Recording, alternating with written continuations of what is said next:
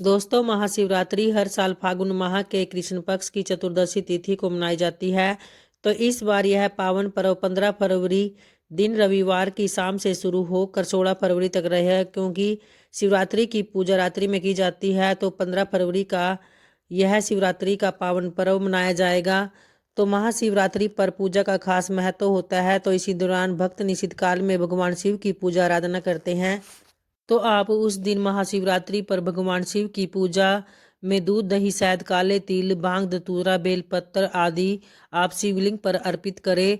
धार्मिक मान्यताओं के अनुसार शिवलिंग ऊर्जा संतुलन और शांति का प्रतीक माना गया है। तो दही को स्वभाव से ठंडा और सुकून देने वाला माना ही जाता है। तो इसे मानसिक शांति के लिए भी श्रेष्ठ माना गया है। भगवान शिव को शांत और करुणा में बताया गया है, हालांकि उनका रौद्र रूप भी अत्यंत प्रचंड दिखाई पड़ता है। तो ऐसे में दही जैसी शीतल वस्तु आप शिवलिंग पर जरूर अर्पित करें।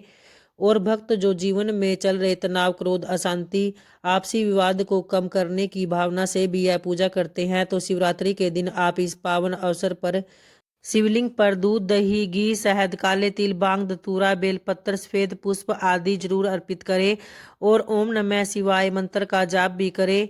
इस दिन आपको दान भी अवश्य करना चाहिए। तो शिवरात्रि के पावन अवसर पर आप अन्न, दूध, घी, काले तिल, वस्त्र और गौ आदि का दान करना बहुत ही शुभ माना जाता है। तो मान्यता है कि इन चीज़ों का दान करने से भगवान शिव की कृपा जल्दी प्राप्त होती है और सुख समृद्धि आती है और दरिद्रता दूर होती है। खासकर जरूरतमंदों को दान दान करना बहुत ही पुण्यदायी माना जाता है। तो इस दिन आप चावल, गेहूं या अनाज का दान करें, दूध, घी का दान करें, काले तिल का दान करें, वस्त्र दान करें।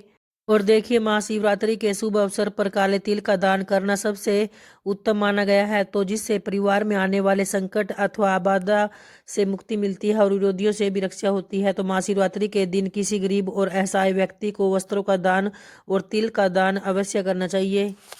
और अगर आप यह पूजा अपने घर पर ही करना चाह रहे हैं तो उस दिन आपको ब्रह्म मुहूर्त में स्नान करके, साफ स्वच्छ वस्त्र धारण करके तथा सूर्यदेव को जल अर्पित करने के बाद घर मंदिर को गंगा जल से शुद्ध कर ले। फिर शिवलिंग को पंचामृत से स्नान कराए तथा चौकी पर भगवान गणेश और भगवान शिव, माता पार्वती की प्रतिमा स्थापित करें।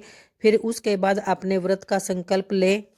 संकल्प करते हुए भगवान गणेश व माता पार्वती का पूजन जरूर करें। फिर नंदीश्वर, वीरभद्र, कार्तिकेय एवं सर्प का संक्षिप्त पूजन भी करना चाहिए। इसके पश्चात हाथ में बिल्वपत्र एवं अक्षत लेकर भगवान शिव का ध्यान करें। भगवान शिव का ध्यान करने के बाद आसन, आचमन स्नान, दही स्नान, घी शहद स्नान व शक्कर स्नान कराए। इसके बाद भगवान का एक साथ पंचामृत स्नान कराने के बाद फिर सुगंध स्नान कराए और फिर शुद्ध स्नान कराए। और फिर उसके बाद भगवान शिव को आप वस्त्र, जनेऊ, सुगंध, इत्र, अक्षत, पुष्पमाला, बिल पत्र आदि चढ़ाएं। अब भगवान शिव को विविध प्रकार के फल अर्पित करें। इसके बाद धूप दीप जलाएं, हाथ धोकर भोलेनाथ को नैवेद्य भी लगाएं। नैवेद्य के बाद आप फल, पान, नारियल, दक्षिणा चढ़ाकर बाद में आरती उतारें और जय शिव ओंकारा वाली आरती आप जरूर करें। इसके बाद आप भगवान शिव के आगे समय याचना भी करें। तो इस तरह से आप उस दिन भगवान शिव और माता पार्वती की पूरे विधि विधान से पूजा करेंगे, तो जिससे कि आपको भगवान शिव और माता पार्वती की कृपा जरूर प्राप्त होगी। तो उम्मीद करती हूँ दोस्तों आपको वीडियो की विशेष जानकारी जरूर पसंद आई होगी। अगर आई है तो वीडियो को लाइक और शेयर करना न भूलें, ताकि आपके लाइक से मुझे पता चल जाता है कि आपको वीडियो कितनी अच्छी लगी है। धन्यवाद दोस्तों।